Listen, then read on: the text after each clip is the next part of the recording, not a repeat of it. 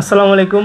আজ সেই ভয়াল ৭ই অক্টোবর ২২ সালের এই দিনে বুয়েটের মেধাবী ছাত্র আবরার ফাহাদকে শিবির সন্দেহে পিটিয়ে হত্যা করে ছাত্রলীগের কতিপয় হায়নারা।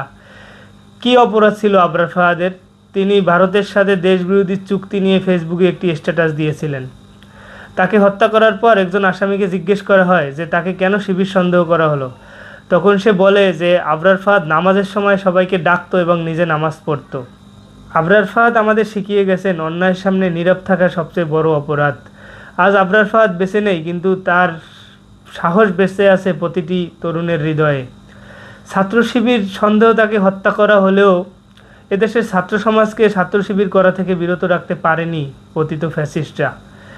গুম, খুন, হত্যা, নির্যাতন করে ছাত্র শিবির থেকে দূরে রাখতে তারা পারবে না। ছাত্র শিবির তার প্রকৃত লক্ষ্যস্থানে পৌঁছাবে। রব্বুল আলামিনের কাছে আজকে একটাই প্রার্থনা, তিনি যেন শহীদ আবরার ফাহাদ ভাইকে জান্নাতুল ফেরদাউসের সর্বোচ্চ স্থান দান করেন।